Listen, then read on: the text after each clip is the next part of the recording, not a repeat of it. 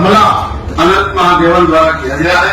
ब्राह्मण रक्षा मंच एक बृहद कार्यक्रम मनाने जा रहा है, जिस पर इस तरह के कुकृत्य करने वालों को ठीक से इलाज किया जाए।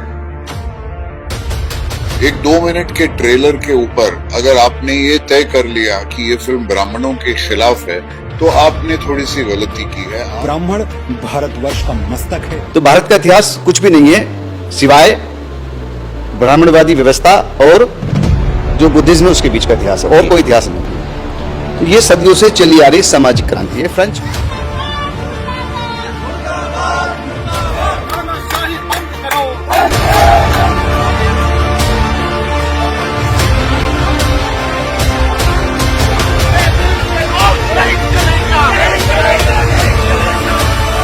हमारी प्रथाओं में बाधा न डाले। क्या कर लोगे?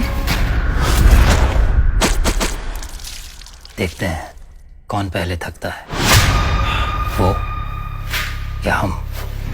दोस्तों नमस्कार, जय भीम। बहुजन हलचल में आपका स्वागत है। आज हमारे साथ है डॉक्टर हरविंदर सर्जन जी, जो कि किसी परिचय के मोहताज नहीं है, जो कि वर्तमान में मेरठ दक्षिण विधानसभा प्रभारी है समाजवादी पार्टी से, और अंबेडकर वाहिनी में जो कि उपाध्यक्ष है। और आज हम बात करेंगे जो कि सिनेमा को लेकर। सिनेमा ही समाज का दर्पण होता है, और आज जो सिनेमा के ऊपर कब्जा हो चुका है मनुवादियों का, जिसमें कि एक फिल्म आ रही है फूले नाम से, महात्मा ज्योतिबा फूले की जीवन पर आधारित है, और माता सावित्रीबाई फूले का पूरा इतिहास दिखाया गया है। और उसको लेकर ब्राह्मणवादी जो संगठन है वह काफ़ी आग बबूला हो रहे हैं, प्रोटेस्ट कर रहे हैं, फिल्म के ऊपर रोक लगाने की साजिश रच रहे हैं, जिसमें कि 11 अप्रैल को ज्योतिबा फूले जी की जन्म जयंती पर वह फिल्म आनी थी, और उसके ऊपर विवाद हुआ। फिल्म में से कई सीन कट कर दिए गए, और अब वह 25 अप्रैल को रिलीज होगी। डॉक्टर साहब, जैसे कि मूवी है फूले, जो मूवी आ रही है, जिसमें कि अनंत महादेवन डायरेक्टर है, और प्रतीक गांधी व पत्र लेखा बहुत अच्छी उसके अंदर भूमिका निभाई है महात्मा ज्योतिबा फूले और सावित्रीबाई फूले जी की। तो उसको लेकर जो ये विवाद हो रहा है, उस पर आपका क्या कहना? क्यों फिल्म के अंदर कह रहे हैं कि ऐसा ब्राह्मणों ने कुछ नहीं किया, जो कि इस फिल्म के अंदर दिखाया गया है। सबसे पहले तो आपको और आपके दर्शकों को जय भीम नमो बुद्धाय। जी नमो बुद्धाय, जय भीम। देखिए, फूले के विरोध में जो आज लोग खड़े हैं, भारत में 3 सामाजिक क्रांति हुई है। पहली क्रांति तथागत बुद्ध ने की है, और दूसरी क्रांति जो है संत कबीर जी, संत रविदास और गुरु नानक और चौखमल जैसे संतों महापुरुषों ने की है। वो भारत के मध्य भारत काल का जो इतिहास है, वो सेकंड सामाजिक क्रांति तब हुई है। तीसरी क्रांति जो हुई है भारत के अंदर, सामाजिक क्रांति हुई है, वो फूले के नेतृत्व में हुई है। राष्ट्रपिता ज्योतिबा फूले के नेतृत्व में हुई है, जिसे कंटिन्यू आगे साहू जी महाराज और बाबा साहब ने किया है। और उनके बाद जो है सामाजिक क्रांति को जो चलाया है वो माननीय काशीराम साहब ने चलाया जी। तो जैसा बाबा साहब ने अपनी किताबों में भी लिखा है, और कहा है बाबा साहब ने कि Indian history nothing, it is a mortal conflict between Brahmanism और बुद्धिज्म। जी। तो भारत का इतिहास कुछ भी नहीं है सिवाय ब्राह्मणवादी व्यवस्था और जो बुद्धिज्म है उसके बीच का इतिहास है, और कोई इतिहास नहीं है। तो ये सदियों से चली आ रही सामाजिक क्रांति है। फ्रेंच की जो क्रांति है वो ख़त्म हो गई जी, लेकिन ये भारत का दुर्भाग्य कह लीजिए, या यहाँ की व्यवस्था जो है कुछ लोगों के हाथ में, उस व्यवस्था को कह लीजिए कि आज भी ये सामाजिक क्रांति तथागत बुद्ध के ज़माने से चली आज भी जारी है जी। तो जो लोग आज विरोध कर रहे हैं फूले की मूवी का, उन्होंने पहले भी विरोध किया है फूले के विचारों का। तो भारत की जो सामाजिक व्यवस्था के पैरोकार हैं, जो मनुवादी और ब्राह्मणवादी व्यवस्था के पैरोकार हैं, वो फूले और डॉक्टर अम्बेडकर के विचारों से डरते हैं। जी जी। अगर डरते नहीं तो फूले मूवी देखने में क्या दिक्कत है? वो सत्य पे आधारित इतिहास है। हमें इतिहास से पीछा नहीं छुड़ाना चाहिए। हमारे पूर्वजों ने अच्छा किया तो हम अच्छा देखना चाहिए, और बुरा किया तो बुरा देखना चाहिए, हमें स्वीकार कर लेना चाहिए जी। तो वो कुछ लोग हैं जो स्वीकार करना नहीं चाहते जी हाँ। तो डॉक्टर साहब, हमें जो आपका इंटरव्यू लेने का सबसे बड़ा जो मकसद यही था कि आपने भी एक मेले का आयोजन किया था समाज को लेकर, जिसमें कि बुद्ध, फूले और अंबेडकर मेले का नाम था, और 11 अप्रैल से वह स्टार्ट हुआ था।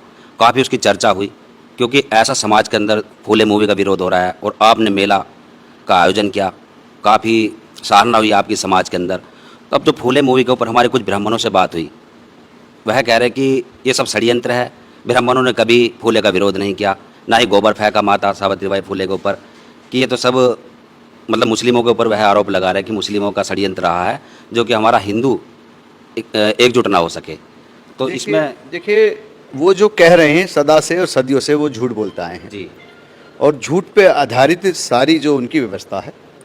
अगर वो ये कहते हैं कि ब्राह्मणों ने फूले का विरोध नहीं किया, जी तो 1851 में फूले साहब ने तृतीय नाटक किताब लिखी है, जिसमें उन्होंने बताया है कि किस तरह से भारत की सामाजिक व्यवस्था के कारण ब्राह्मण यहाँ शोषण करते हैं। जी ये फूले साहब ने अपनी किताब में लिखा है। और फूले साहब 1890 में, फूले साहब 28 नवंबर 1890 को उनका परिनिर्वाण दिवस हो गया था, और उनका राइट हैंड जो है वो लकवाग्रस्त हो गया था।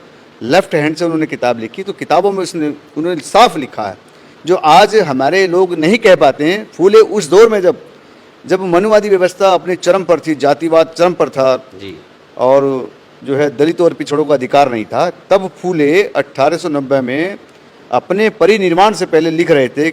किताब का शीर्षक था कि ब्राह्मणों का भारत में षड्यंत्र। जी वो साफ साफ लिखते हैं कि ब्राह्मणों का षड्यंत्र, इस नाम से किताब लिखते हैं। तो अगर ब्राह्मण जो है षड्यंत्र या शोषण या विरोध ना करते फूले के विचारों का, फूले की शिक्षाओं का, तो वो किताब क्यों लिख रहे होते? जी ये किताब तो मैंने नहीं लिखी।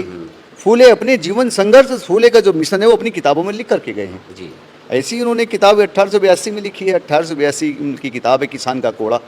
तो किसान का कोड़ा में वो बताते हैं, क्या बताते हैं? वो कहते हैं कि अंग्रेज और जो ब्राह्मण लोग हैं वो किस कदर जो है, जो कृषक पालक, पशुपालक कृषक जो जातियां हैं उन पे किस तरह से टैक्स लगाते हैं, किस तरह से कोड़ा चलाते हैं। तो वो लिखते हैं कि उनका शोषण कैसे करते हैं। अगर मनुवादी व्यवस्था के पैरोकार उनका विरोध ना करते तो राष्ट्रपिता ज्योतिबा फूले अपनी किताबों में क्यों लिखते हैं कि कैसे जी। शोषण कर रहे हैं। इसके अलावा उन्होंने 73 नाटक में, जो 1851 में पहली किताब उन्होंने लिखी, उन्होंने साफ साफ ये दर्शाया कि आपका शोषण कैसे ब्राह्मण करते हैं भारत के अंदर। जी इसलिए ये कहना, उनका कहना अनुचित है कि ब्राह्मणों ने विरोध नहीं किया। ब्राह्मणों ने शिक्षा का विरोध किया। इसलिए 1848 में फूले साहब ने जो है शिक्षा का जो पहला स्कूल खोला वो महिलाओं के लिए खोला। बिल्कुल, बिल्कुल। पहला स्कूल, नहीं तो जरूरत क्या पड़ती महिलाओं के स्कूल खोलने के लिए।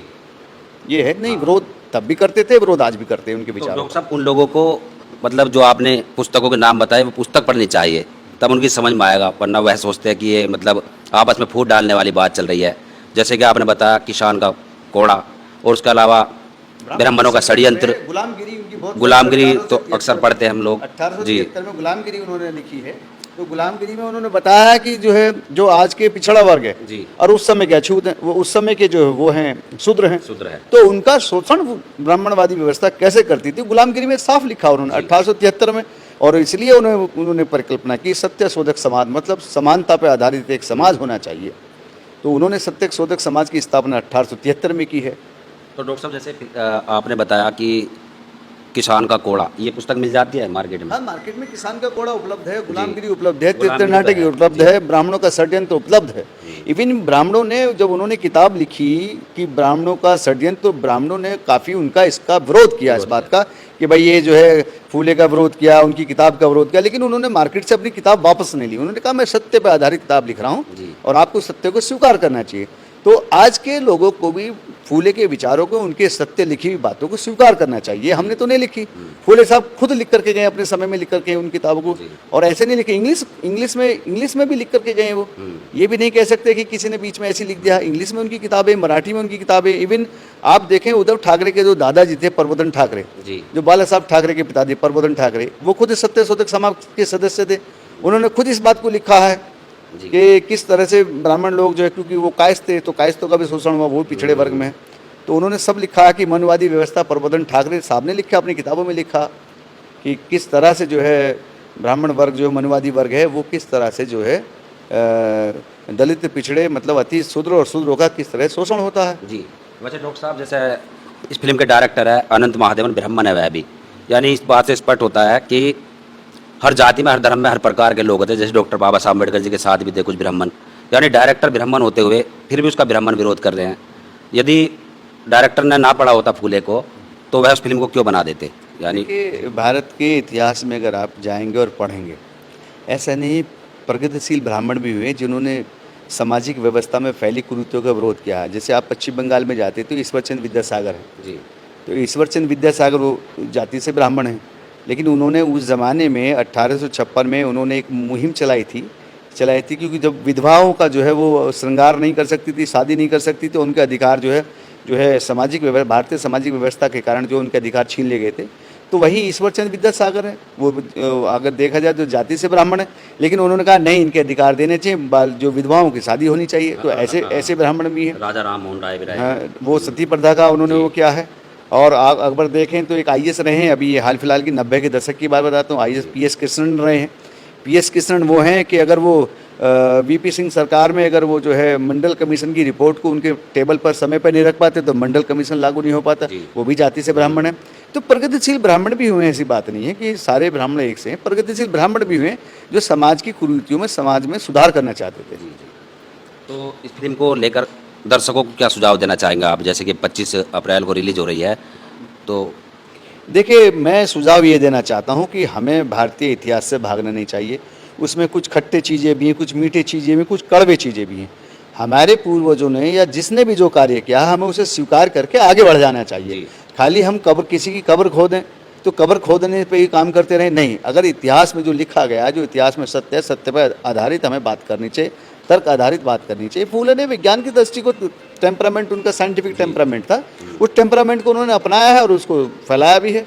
तो साइंटिफिक टेम्परामेंट को अपनाते हुए हमें भारतीय इतिहास को भी जो है पढ़ना चाहिए। झूठ इतिहास जो RSS चलाता है उसे नहीं पढ़ना चाहिए। जी, तो डॉक्टर साहब ने फूले मूवी को लेकर जो स्पष्टीकरण किया है कि फूले मूवी देखनी चाहिए दर्शकों को बहुत ज़्यादा, उसको, जिससे कि आगे भी ऐसी फिल्में बनती रहे। अक्सर हमने बचपन से ये सुनता है कि महात्मा ज्योतिबा फूले की पत्नी थी सावित्रीबाई फूले, उनका विरोध किया गया। उन्होंने जब शिक्षा के लिए स्कूल खोले, महिलाओं को शिक्षा देने का प्रयास किया कि उनके ऊपर पत्थर फेंके जाते थे, गोबर फेंका जाता था, विरोध किया जाता था, लेकिन उनका विरोध करने वाले कौन होते हैं, कौन थे वह लोग? यहाँ पर ही ब्राह्मणवाद को गलत लगता है, क्योंकि वहाँ वो खुद फंस जाते हैं इसमें। तो इसके ऊपर आपकी जो भी प्रतिक्रिया है कमेंट्स में ज़रूर लिखें और देखते रहिए बहुजन हलचल। फिर मिलेंगे एक ऐसी खबर के साथ। धन्यवाद।